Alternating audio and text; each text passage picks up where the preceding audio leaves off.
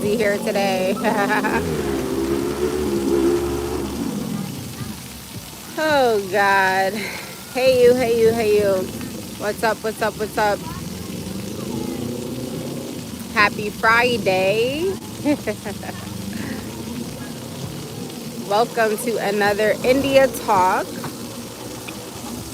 I'm at the park. The park is this way. I'm reporting live from the park today. And I'm gonna really try to be out here for 30 minutes because I'm gonna try to stay focused and not get so caught up in the comments. But I wanted to report, to show up, and do my daily series. This series is almost over. Well, at least this part of the hospital part. You guys let me know if you want me to continue it, because after I got out of the hospital, life just continued to go downhill for me. I thought that this was the darkest part, but it got severely worse. You let me know if you want me to continue this series or not after this. But we're on day 13, and it's day 13 collaboratively. Oh my gosh, my daughter won't leave these people's bike alone. I'm just gonna see what the kids do. If they're like being mean to my kid. It's day 13 altogether. Day 11 officially at Westboro. So altogether, it's been 13 days. It was, because I'm reflecting. This is no longer going on. But altogether, it was 13 days that I have officially been away from my daughter this time last year. And by this time, I've probably spoken to my ex at least once or twice, maybe. I think I have here the doctors. The doctors were so concerned of trying to drill in my head that I need to take this medication because this is what my husband wants. And I was in there just fighting and advocating for myself. Like, why are you not focusing on the fact that some person locked me up, said that they were my husband? I don't know where my special needs daughter is. I haven't seen her, been away from her since having her in 2020. And you're in here trying to drill in my head that I'm grandiose, that I'm bipolar, and that I need to admit that to myself, and that I need to be on this medication. But you are not checking into the fact that this man is not calling me. He has an obsession to get me on meds. And until I figure out what the fucking reason is, and in a couple days, I do have a document that I figured out. I used my brain that he tried to say was broken. I figured out why he wanted me on those meds so bad. I'll share that at a later date. And that he's not concerned about me. He's not calling me. He's not checking on me. He hasn't checked in about my status, my treatment, my care, my mood, my behavior, my attitude. All he's concerned about is these meds. And you don't find that suspicious? And my Dr. Umar's voice. So there's that. Hello, let me check in with you guys. I'm not gonna get too caught up on the I'm gonna try not to get too caught up on the comments today. And plus I have to watch my baby. Hi Wesley, hello. If you put anything appropriate, sexually inappropriate, or you're just negative, I'm not even calling you out, yo. Hi Wesley. Hola, ¿cómo estás? Por Dios, que bellísima de mujer, besos desde Argentina. Thank you for checking in from Argentina. Gracias. ¿Cómo estás?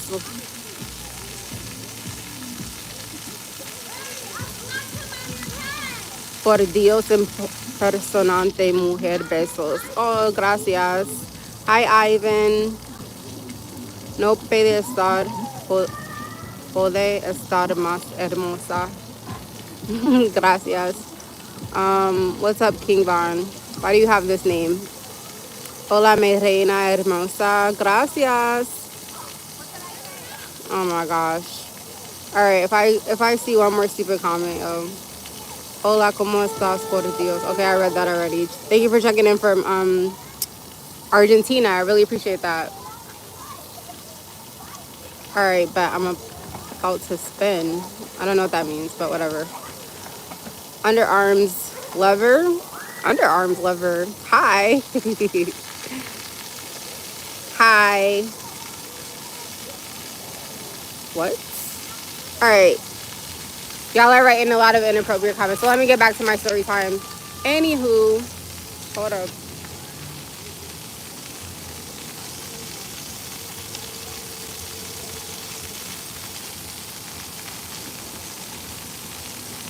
So yeah, it's day 13 and I'm still advocating for myself. Like, why are you not checking into anything that I'm saying about this man? And at this point, I had talked to my family. I learned that they didn't give a fuck that I was locked up in here, that I was away from my kid, that I was scared, I was crying, begging my family, like, to please check into what I'm saying. Please call the cops, yo. They would not do nothing. And then I basically had to force them to call me. So by that time, I have, by this time, I have cussed my brother out at least 2 times on the phone because I had learned he had knew I was in there the whole time. Then I had learned that he knew that I was at the first hospital here in our hometown. And you didn't get up out your bed and come check on me. And I just talked to you 2 days prior and you don't find any of this suspicious. So that was weird. I learned my mom knew that I was in there and she thought it was too late to call me at whatever time she learned. And days passed before she checked in on me. And the only person I spared who I didn't cuss the fuck out was my sister. Because then at that point, I'm livid, yo. I'm in here going crazy, which is feeding into what this man wanted to do, which is provoke me and to have me in a state of paranoia. And so whatever I was saying, they're like, that's not true. That's not true. And for me, unbeknownst to me, I was really under the impression that nobody knew that I was there. So once I learned that my family knew that I was there and they didn't care, they didn't have a react, there was no urgency, there was no what the fuck is going on. You're not putting the dots together, 2 and 2 together. You're not calling me. You're not concerned about your daughter, your sister. By the time I talked to my sister, there was an outage there at the hospital. So there was no phones for like 2 days. So by the time she had finally called and checked in, I had to be like, how long? I didn't even be nice. I was like, how long have you known I've been fucking in here? And when did you? And then, her time frame added up because she was like, oh, I've been calling for the past 2 days. Like, I just learned and the phones was off and blah, blah, blah. So I spared my sister. But when I talked to her, my sister was the only one who was like, I don't know what's going on, India. And honestly, everybody is out here talking about you crazy. They're out here saying that you're not sounding like yourself, that you didn't have a nervous breakdown, you got some mental issues going on. And she was like, I'm talking to you on the phone right now, and you sound just like your fucking self. So what's going on? And I was like, I'm in here begging somebody to advocate for me to the doctors. So I don't know what y'all out here saying about me, but if you're telling me, you're the only person that's having a sane conversation with me.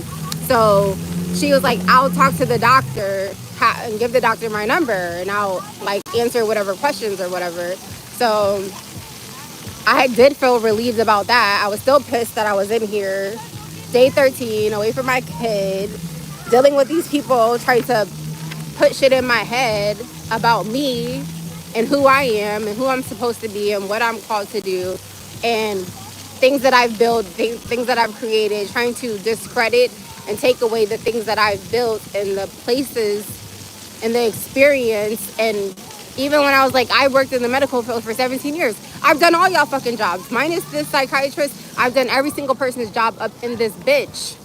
And everything I was just saying was like falling on deaf ears. But I really tried to keep the focus on like, I'm away from my kid. And the doctor kept trying to be like, you need to focus on yourself and get on these meds because this will help your relationship. And yo, if I ever see this Dr. freaking W again, you were wrong. This didn't help my relationship. As a matter of fact, it made things 100 times worse. And she was just like, oh, he really cares about you. And this is going to help your relationship because he's seeing and really understanding how depressed you were and how you need help with you and your special needs daughter.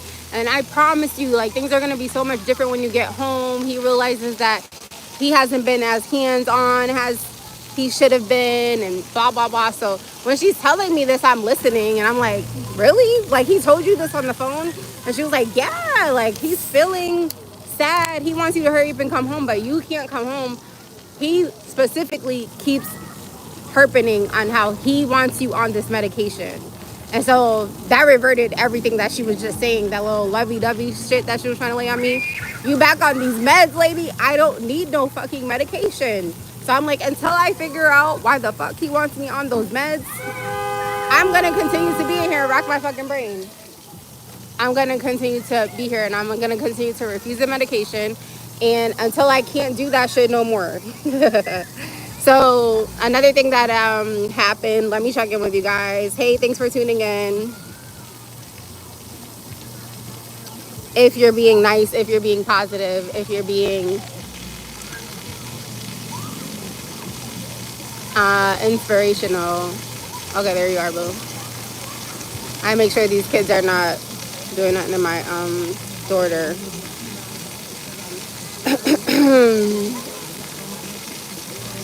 All right, let's see. I might not even tune in with y'all because I see a lot of stupid shits, and I will cuss you the fuck out, and I don't have the time or energy to do that when I'm trying to share my shits.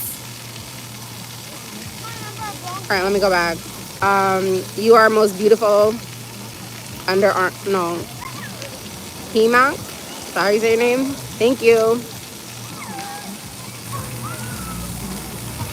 Hey fam, stopping through to show some love and some support. Thank you, E-Money on the beats. I like your name. What's up? How you doing today? Hey CJ, welcome back. Hi, how are you doing today? Hi Sunny. I don't know, underarms lover. What do you want to see, my underarms or something? What the fuck is happening? There you go. Yeah, okay. I answered.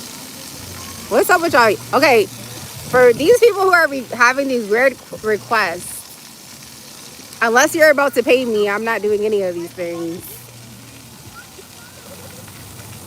Then why are you here, Kangaroo Flames 12? You show up on my live every day, so you must care. Are those Diddy locks, sister?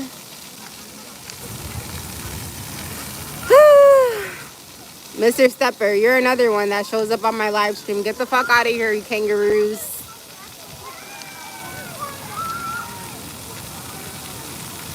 Lots of kangaroos on here. Okay, can you please say hi to my friend Anita? Hi Anita, happy birthday, and thank you for subscribing. Hi La Soli. Nothing is good? Alright. Do I know your friend Eric Cox? No. You know what? Dang girl, you from Japan? Okay. Ay. Thank you, Pedal Glows. Thank you. See, you're only gonna rock with people who rock with me. And the rest of y'all, I'm not giving you a shout out. I'm just gonna be like, kangaroo. If you want me to break down my kangaroo analogy, I will. Thank you, Pedal Glows. Hey. Thank you.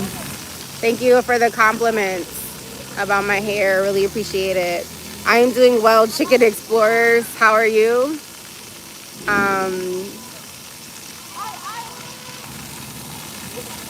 Hi, Swift 38091. I mean, yeah, 3891. You are Indian. What's up? Hi, Nisha, Muhammad. Thank you, Hector. Likewise. God bless you. Oh, gosh. You are so pretty and a nice girl. Thank you.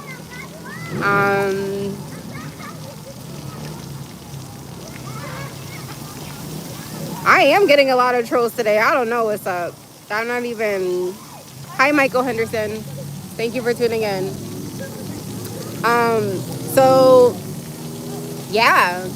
That's pretty much it.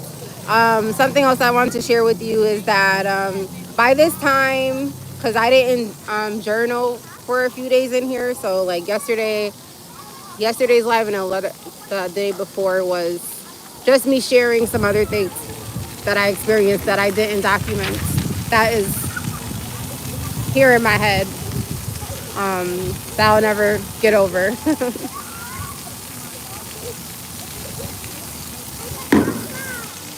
By this time, I was moved from Unit D to Unit C. I told you guys that I wanted to get off of Unit. Thank you for subbing. Thank you. I really appreciate you. I fucks with you. I rock with you. By this time, I had I got myself off of Unit D because it was cold. I told you that the staff were wearing winter jackets. It was the summertime this time last year. The staff on that unit were mean. Everything about that unit was like demonic. And it was almost like trying to create this environment of where you have to be hostile and act out and try to understand where the fuck you're going on. What's going on this unit? Like, why are people walking around with winter jackets, hats, and scarves? And it's 90 degrees outside. So I had been doing my due diligence and I'm like, I'm going to get off this unit. I channeled from when I worked on the psych wards of like, how the fuck can I get out of here? So I did some crazy shit. Oh my gosh. Hold on. Okay. I had did some crazy shit to get off the unit. And it worked.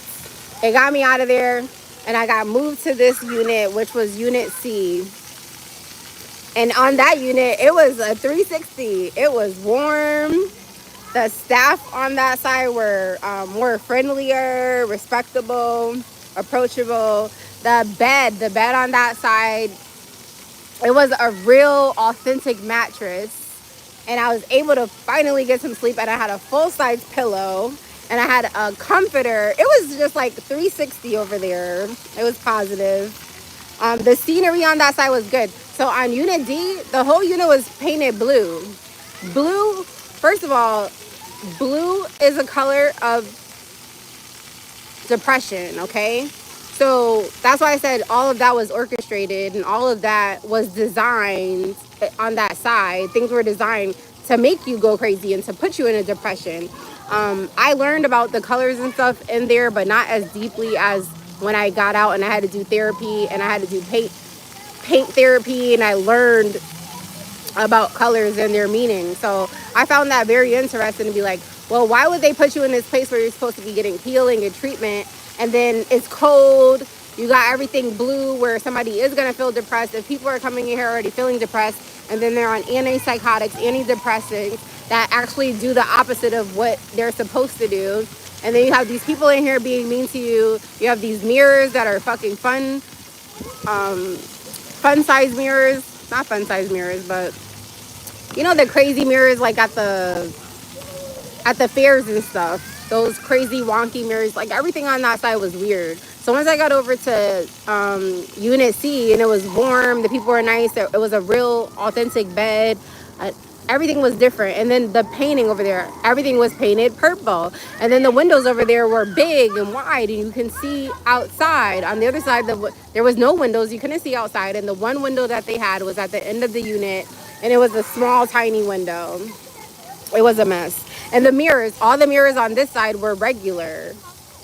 So, and then the people that was on that side were just more chill. So maybe they put me on that side because of how I got admitted there. I don't know. I think it was just like play mind games. Also, the toilet was still cold. It was still cold, and it was still like a jail toilet, but it was white, like a regular toilet that you would find in your bathroom. It wasn't like a gray metal toilet like you find in jail, like on the other side.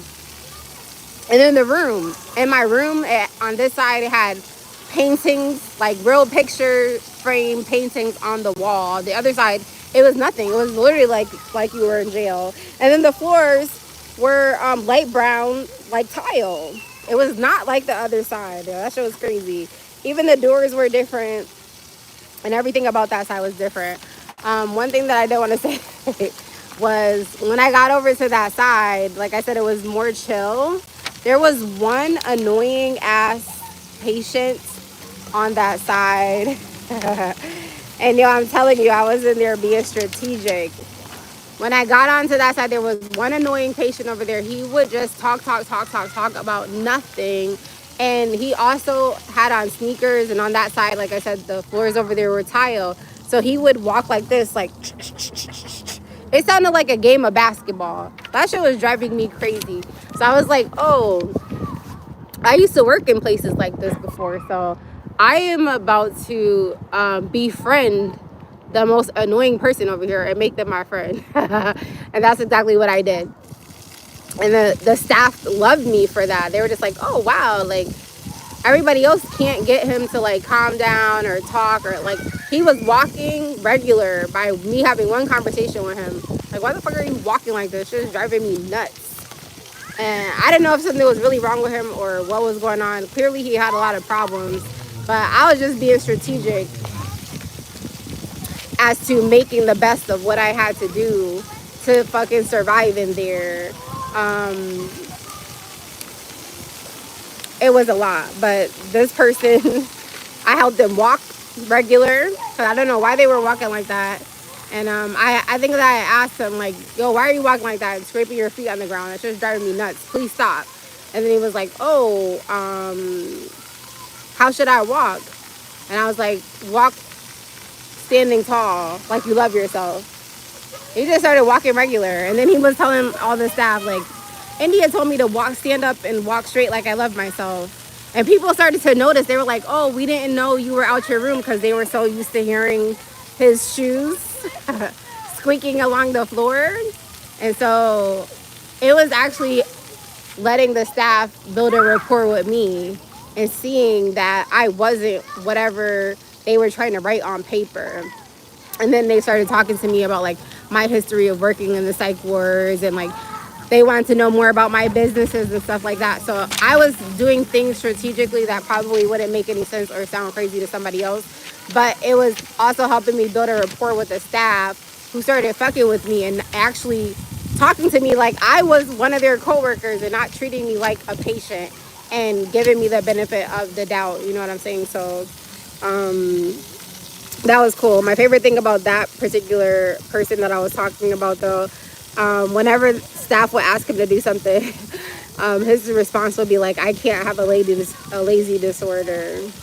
And I thought that was funny. So I would like find things to like make my day and get me through there or whatever.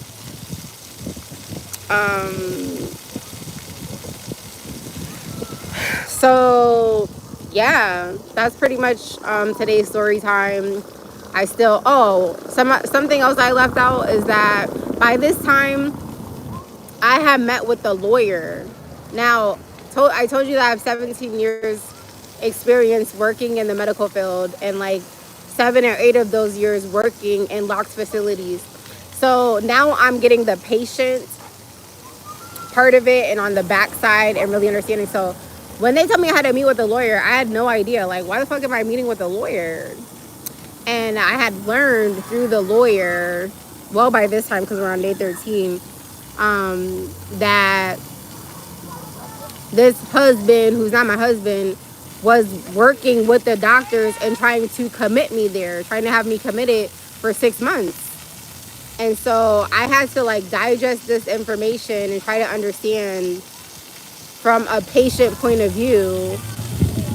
And so I had to sit and talk with him for a long time, several times, to really grasp like, well, what does that mean? And like, how can I go about that? Because this is supposed to be my lawyer, but this is just like a pro bono lawyer. It's not somebody that's like really in your favor. I didn't learn that until the end, right before I was gonna have to go to court. But I ended up just taking the medication, because I'm like, you're not about to fucking commit me here. I'm not letting this motherfucker commit me here, and then I can't refuse this medication. Like, let me the fuck up out of here. So yeah, by this time I probably had met with the lawyer guy twice, and just like really grasping, understanding, like, oh shit, this man really is playing games. Like my mom, my brother, like nobody is fucking listening to me. This motherfucker is trying to commit me here and really have me on medication, really make me a fucking vegetable, a fucking zombie. And they think that this shit is funny. And I was more pissed about just not knowing where the fuck my kid was and not being able, I couldn't even talk to her on the phone, nothing. So, and then when I call him, I would have to call him 30 times before he answers the phone talking about the world doesn't revolve around you. I got shit that I'm doing. Well, mister, I'm your fucking wife. What should be the biggest priority right now, since you're so concerned about my fucking mental health, since you're so concerned about, you're not concerned. Everything in here has like showed me that you're not concerned. And another thing that was really sticking out to me is that day on July 26th, when he picked me up, I'm telling y'all, every day that day, I was following what God was telling me to do, because the whole week had been weird. And I was like, I'm going to stop listening to this man because I'm getting too many signs that you're not my person. I don't know what's going on and why you treat me like this. But July 26th, everything that happened there was God. And when I was walking back to the house that day with my daughter from the boutique buying that dress I bought, that was the last thing I did. And God told me to stop right there. And he said, this man is going to pick you up. Stop and stay right here and wait for him. He's going to pick you up. And so all this time I had been like, God, you told me that he was going to pick me up. You did not tell me where he was going to bring me. And it wasn't until my third time of talking to that motherfucker in there, like, why have I been in this bitch for almost 3 weeks, and I've only talked to you 3 times, that I had to call. You didn't call me. I had to call you. And I have to blow your phone up 30 fucking times. And you so concerned about getting me on medication that I've never been on ever before in my life. So I was really starting to grasp that, oh, yeah, this was supposed to happen. And God told me to wait for you and that you were going to pick me up. He didn't tell me where you're going to bring me for a reason. And this was really supposed to open my fucking eyes. Because all the other signs and red flags and conversations that people were trying to have with me, they weren't hitting me enough. So that shit hit me in the guts. That shit hit me in the heart. And I was like, oh, I'm seeing now. Like, I was really supposed to see, like, what kind of person you are and how evil you are and how strategic you are with just doing people who look out for you, just doing them dirty. Because I've seen and heard how he treats other people. I was just like, he ain't gonna do that to me. And I got the worst. I got the worst of the worst when I have been there for this person more than anybody else in his life. I've done so much stuff, created so many things, manifested so much shit for this man. So in there, I got my feelings hurt. I was in there just like, yo, I was calling this man my husband. And I was giving, so it taught me a lot of lessons. I gave you a title that you never earned, and I don't have a ring on my hand. And if you were my fucking husband, and I was really crazy, and I was really having a mental breakdown or a nervous breakdown, or something was really going on with me, I would not, under no circumstances, want to have you as a fucking husband, because look at how you're treating me. Look at the shit that I'm going through. Look at what you're doing to me. And I had already kind of had that experience when I had his kid. When I had his kid and I was seeing how he's treating me in the hospital. That should have been enough for me. So I stayed in this relationship way too long for it to get to this point. And then I'm still was stuck on stupid. Because I still got out trying to work on this relationship and it just got progressively worse. I didn't think it could get any worse than being locked up in that bitch. But it got 10 times worse, yo. 10 times worse. So let me check in with y'all. Damn, it's almost 3 o'clock. I thought I was gonna be in here till 3. I'm sharing today's story time. I hardly ever get trolls during my live stream, so just send them to me. Yeah, they could go over to you. You know what? I didn't even give them my energy, yo. I only fuck with people who fuck with me. I only want people who want to hear my voice and want to see my face, yo.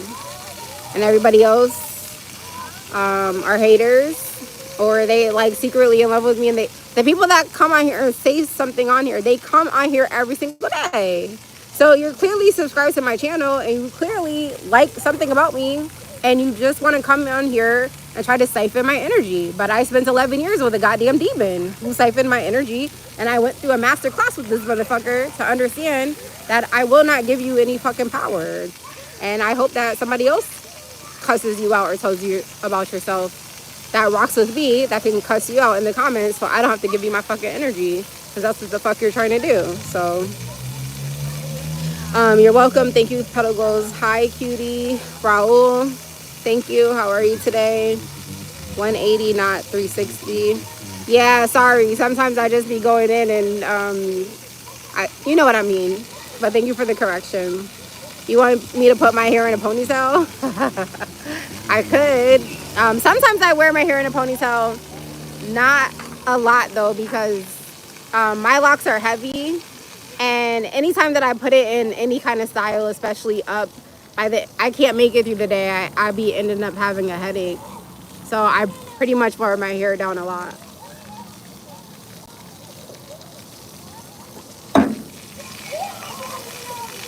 Hello, James BK. I am well. How are you today? Two kangaroos.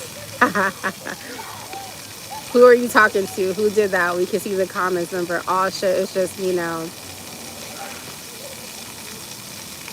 You good off the D. A blue D is very sad. I Googled therapist. All I found was... Okay, I don't know what you're talking about. But maybe you're also a kangaroo. I don't fuck with kangaroos. Whew. Anyways, that was pretty much today's story time. If you guys don't have any questions or anything you want me to answer or indulge more on, I gotta keep my eyes out on these little kids out here. I mean, not be fucking on my baby. Then I'm just gonna wrap it up and get off. That was pretty much, I tried to revisit a lot of stuff that I have not been able to add into my India talk, doing this live series every day about my time this time last year, being locked up by a man I thought I would spend the rest of my life with, that I really loved wholeheartedly with my whole heart. And you know, things, shit happens, and life takes you to unexpected places, and the things that you want don't always necessarily want you. And if God is making you wait or putting you on a different path, is because you have a bigger blessing in store. So it is what it is. All right, I was gonna say hello to you, but now you're telling me I look like your fucking grandpa. What the hell? Aye. All right, the vibes on here today are very weird, and I'm just gonna get off because I'm not fucking with weirdos and weird ass energy. Like, if you're here and you subscribe to my channel, I hope it's because you want to hear my story, you like my voice, you want to see my face, and you want to engage with me. If you're here to just like write stupid shit, go do that on somebody else's fucking page, because my page ain't the page to do that shit, yo. And I don't even want to like even get to this kind of heightened mode where I'm like cussing every other word and being like, why is you on here? I don't want to do that shit. So don't be on my page with stupid shit, yo. If you don't want to hear my story, you don't want to see my face, you don't want to hear my voice, don't click on my shit when it says I'm live. Like, I don't have time for this shit. I want positive people here that want to engage and interact with me and learn from me and talk with me. Other than that, you're saying stupid shit. I don't have time. I'm just going to end this shit. Good story. Your live stream is changing lives. The sneakers part was mind-blowing. Okay. Okay, kid martial arts. I will apologize. I was like, what are you saying? Like, okay, two kangaroos. I was talking about two kangaroos on here. Let me go back and interact with you, because I was taking that negatively. I was talking to, I forget their names. I didn't even give them a shout out, but they came on my page saying some inappropriate stuff. And when people come on my page, especially men, if they're men saying inappropriate stuff, I'm going to call them a kangaroo. And I could go into what kangaroo means if you want. Let me know. But what do you mean I got off the D? A blue D is very sad. Oh, I get it. I was having a blondie moment. When I was locked up, I was locked on Unit D. So yes, and that unit was blue. It was depressing. It was demonic. It was mad shit on that side. And then I did some crazy shit so that they had to ship me out and readmit me, and they put me on unit C. So unit D was like demonic, devil, demon. Unit C was calm. It was clearing. It was peaceful on that side. And I spent the rest of my time just like the staff. They would check in with me. They'd be like, Indy, how you doing today? Like they just wanted to talk to me. They wanted to learn more about my life. All the patients on that side loved me, and they were happy to see me and check in with me. And I was like the life of the party over there on that side. And then on top of that, the people on Unit D, the staff on Unit D, I converted them because now the motherfuckers from D would be coming over to C, justify me and talk to me and be like, oh, we missed you over here. And like, so I was just like, yeah, I'm running this shit. That's what I'm telling you. I'm going to sue that fucking hospital, and then I'm going to own that bitch. That's grandiose for fucking Dr. W. But just wait, because nobody checked into what the fuck I was saying. And everything that I set up in that bitch was true, especially about this man regarding me and my fucking child. And nobody checked into that shit. And it's all documented. So I got my medical records from that place. I'm waiting to get my medical records from this fucking bitch ass hospital that I used to work at. That they try to tell me I don't work there, but I worked there for fucking 8 years. So what are you talking about? But yeah, you Google therapist, all you found was guys in ski masks, I guess. I don't know. That was my first time. Therapist, I went to therapy. I wouldn't recommend it. But, oh, the sneakers part. Yeah, that was my favorite thing. So that was a patient in there. His name was Josh. And he would, when I went over there, yeah, that sneaker shit was driving me crazy. I have a thing with noises. Ever since I was hit by a car when I was 11. When I was 11, I was hit by a car. And it knocked me unconscious. And ever since then, like repetitive noises, like dings, whistles, bells, it did something to some part of my brain. So I can't take it. So that was the first thing, like I center in on it, I hold on it. And I was like, oh, I can't be over here with this man walking like this with these fucking sneakers. It sounds like there's a whole game of basketball going on over here. So I put that shit to an end in less than 24 hours. And then he was just like, oh, you're paying attention to me, because everybody thought that he was annoying. Like he would just ramble on about whatever. And because I worked in psych wards before, I was just like, oh, I'm about to make him my friend because he's the most annoying person here. And it was all strategic. But he would say things like, he would always ask me every day. He'd be like, India, oh, good, you're up. Let me talk to you. He's like, do I have free will? And I'd be like, yes, Josh, you have free will. And he'd be like, really? 100%? And I'm like, yes. And then he always asked me, he was like, oh, you always look so clean and put together. How do you do it? And I was like, how do I do what? And he was like, not shower, but stay so clean. Like, what's your secret? Do you have a magic shower pill? Like, he would say, like, if I'm saying this probably sounds so crazy to people, but this is a true story. I wrote all this shit down. And I would just laugh. I would make, like, jokes about it to, like, survive and get myself through there. But, yeah, it was good. You wish that I have a good day. Okay, don't get me wrong. You're very beautiful. Okay, Batul? I don't know if I'm saying your name right. But when you said I look like your grandpa, I'm like, oh, are you trying to show shade? Like, I don't like no fucking man. But thank you. Thank you for the compliments. I rocks with you. Sometimes I just like talking to, weird. Someone tried to get you committed. I've never done that. Yeah, my ex. Person I spent 11 years with, birthed businesses for, and birthed babies. I only got one to show for it. I lost half of my reproduction. That whole entire relationship was nothing but loss, loss, loss. I didn't look at it that way when I was going through it. This had to happen to me for me to like really reflect and be like, wow, why was I giving you so much praise? Why was I thinking you were the best thing that ever happened to me? Why was I thinking you are the best of the best of the best when you are the worst? So yeah, and I didn't know that. Like going in through all this stuff, I didn't know that that was his end goal, to get me committed. I had no clue. I didn't really understand that until the last time I talked to the lawyer. And the lawyer really had to like break it down to me. Like, I don't think you're comprehending or understanding what's going on here. And so once I really understood that, I was like, oh, okay. So he was like, just take the meds and take the super prescription. He was like, go home and play nice with this man until you can get up out of there. And I was trying to explain to him, like, I'm afraid to go there. I don't know what I'm going into because I don't even know what the hell I just went through. So fuck no, I don't want to go here to this man. So I was trying to go to his aunt's house. And the aunt told me on the phone that she would let the doctor know that we could go there, me and my daughter.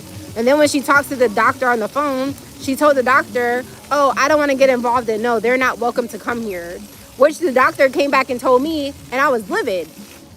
And I was like, you see what I'm saying? Like, I told these stupid motherfuckers that when you say something to the doctor, they have to come back and tell me what you guys are saying. So I would try to tell that to that stupid man, like, the doctor told me this today. And he'd be trying to be like, I never said that. And that's a lie. And I don't know why. Like, they don't have no reason to lie. That's what they're telling me.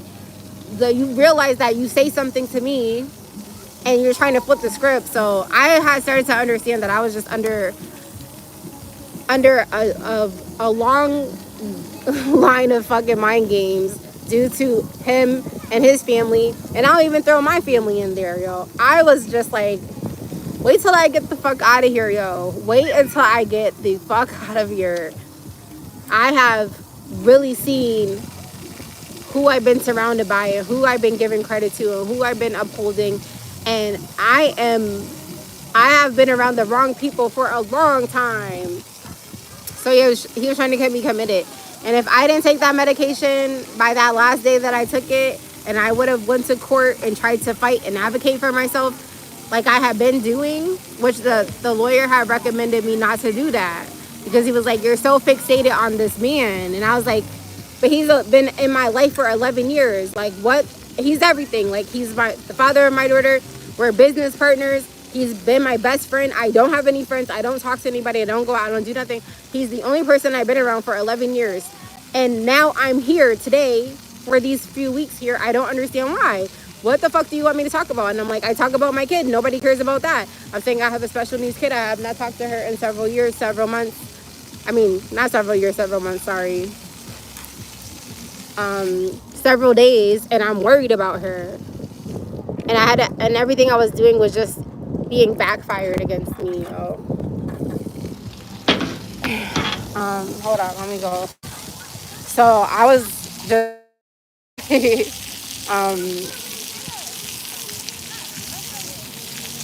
so yeah, anyways. You wish I have a good day. Thank you so much. I really appreciate that. Women are the same all over the world. What does that mean? It's not too late. It's not too late for what? Chris Watts, what's happening? What's up, Chris? I'm back telling another day, another story time. All right, my love. Stay on this side, okay?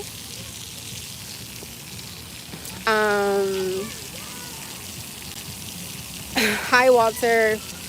Crazy explaining why they're not crazy.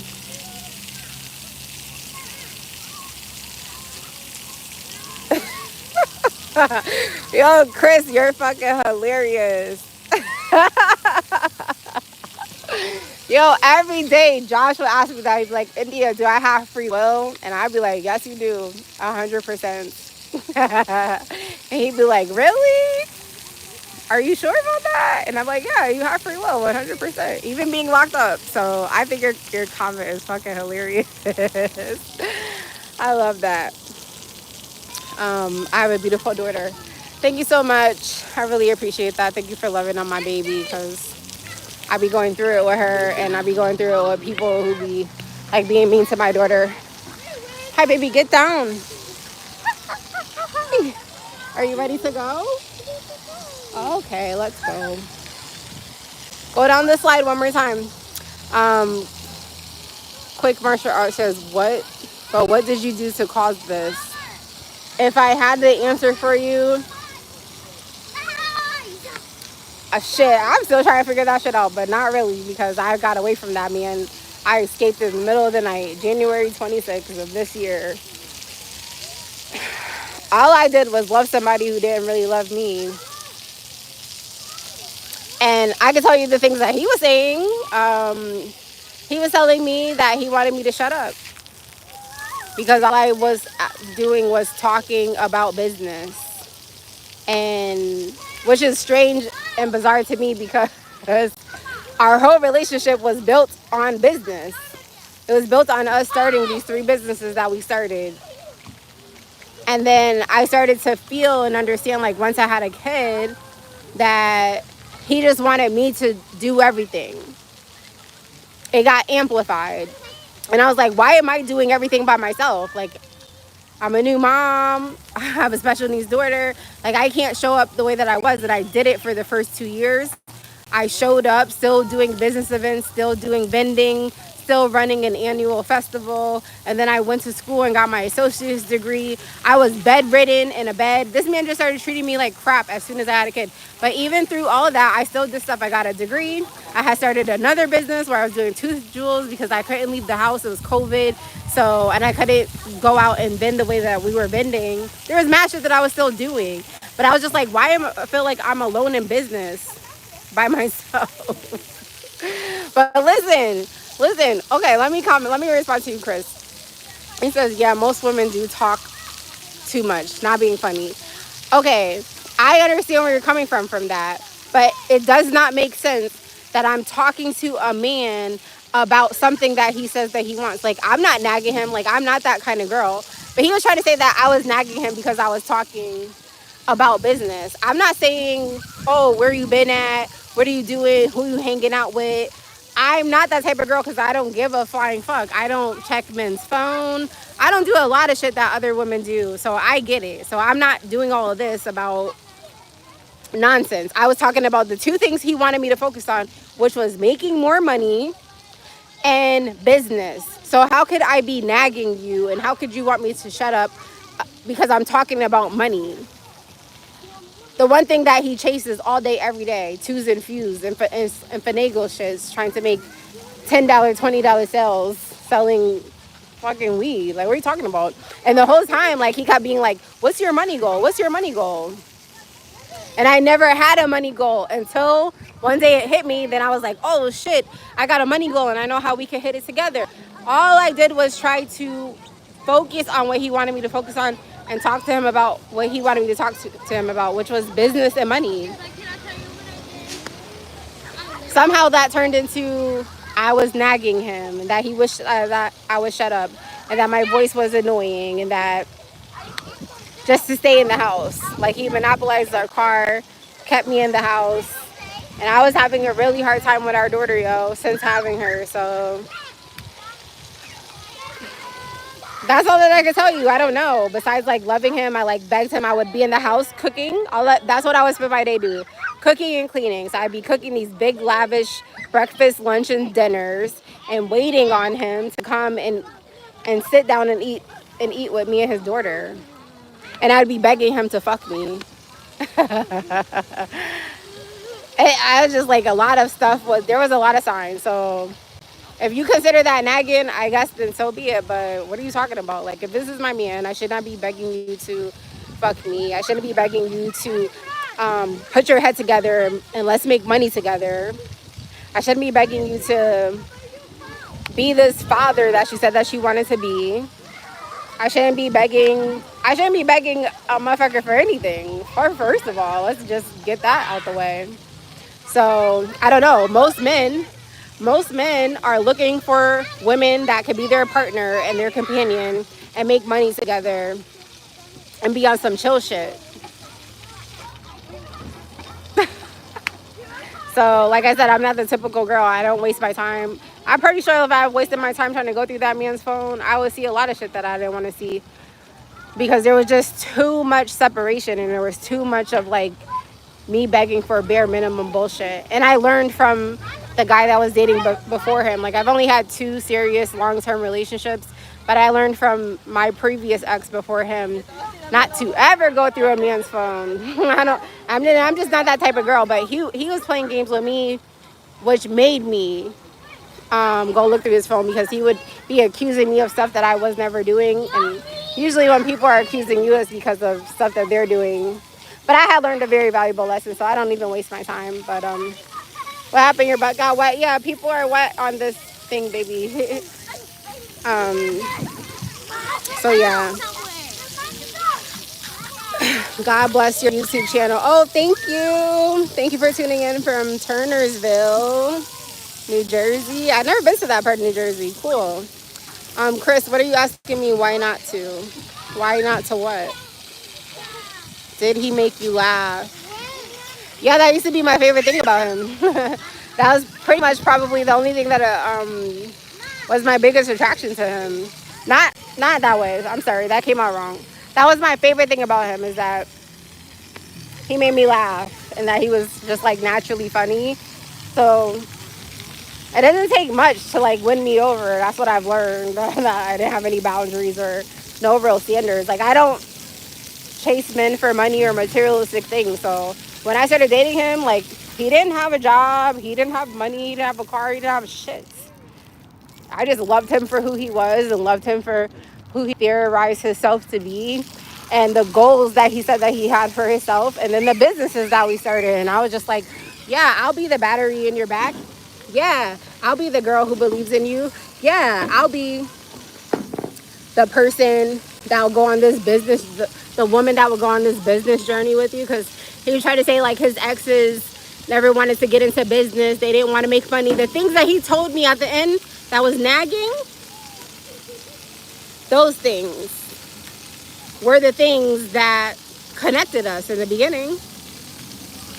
Wanting a woman that believed in him and wanted to make money with him and start a business with him. So how could those things, which is what we latched on together and started and we're in a unionship with, how could all of a sudden they be nagging and annoying? So don't tell me that this shit wasn't strategic. But yeah, I don't know. I think you got off, Chris, because you didn't answer my questions. And I stayed on here a lot longer than I said that I would. So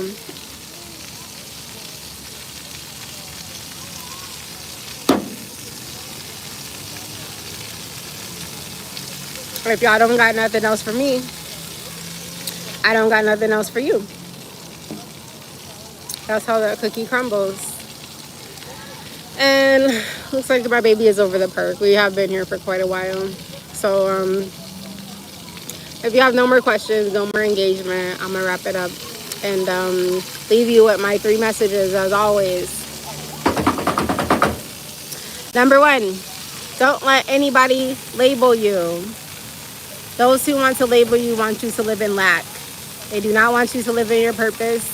They see something in you that you don't see, and that's why they want to label you, so that you live up to that label and not up to your potential and your purpose. 2, don't let anybody put you in a box. Those who try to put you in a box is simply because they cannot get out of theirs. And 3, don't forget to turn your life into a lifestyle. And you turn your life into a lifestyle by becoming the person that God wants you to be, the person you were birthed to be, and to live out your purpose. And the only way you can turn your life into a lifestyle is by saving yourself through participating through your own rescue and not living up to the person your parents want you to be, not becoming the person society is trying to create you to be, and not becoming the person that the school system and the job system tries to mold you to be. And if you truly want to be free, then you have to let go of other people's opinions. You have to let go of what the world tells you to be, who you want to idolize, who you look up to and idolize, and who you try to live for, of who your parents want you to be. Because oftentimes you're born to people that are trying to rewrite your script of who God already wrote you to be. And we try to live up to our parents' potential and make them happy. That was something that I did. I stayed in nursing for 17 years because I wanted to make my mom and my grandmother proud, and I didn't want to disappoint them. And then I stayed in the field for a long time because I was committed to the money, not necessarily to the title. And then I was afraid that when I left, people would be like, oh, you stupid, why you leave that good job and that job security? And I had to understand that, yo, you're not in the fucking environment. And the environment was making me sick. It wasn't not making me happy. It wasn't making me fulfilled. And I had already had the title. So to chase another title in the same field for a little bit more money wasn't it wasn't enough for me. So I left. And then I went on this business journey with this fucking man, yo. And I thought that this is like we were just gonna continue to build this empire and have more kids and do all the stuff that we talked about. And it was really me. It was really me that really wanted it more than him. It was just something for him to do, I guess. But I'm gonna start a new business journey, and I'm gonna be super successful. So I'm just on this bitch, share my story to anyone who wants to listen. All right, Mr. Steppers, I go fuck with you. You saying some positive shit, so amen to you. Stay strong, keep going, and stay positive. Yeah, man, I'm staying strong. I'm keeping going. This year, I've had a crazy year. It's been a year of plot twist, and I'm excited to see how the year is gonna end for me and my daughter. And God got me always, just like God got you. If you're tapped in, tuned in, and turned into yourself, you'll always be all right. So with that being said, I hope that you guys have an amazing day. And thank you for tuning into today's India Talk. I will be back tomorrow to share another journey entry from my journal from 8/9/2024, which will be officially day 14. So like I said, this series is shortly coming to an end because I got out on day 19 after finally giving in to the one thing that I refused every single day, which was that fucking medicine. But then, like I said, let me know if you want me to continue the series, because when I got out, things got worse. They got progressively worse, and I just didn't see how they could get any worse than what I just fucking survived through. But they did. So I'll have to elaborate more on that if you want me to. But yeah, have a great rest of your day, and peace.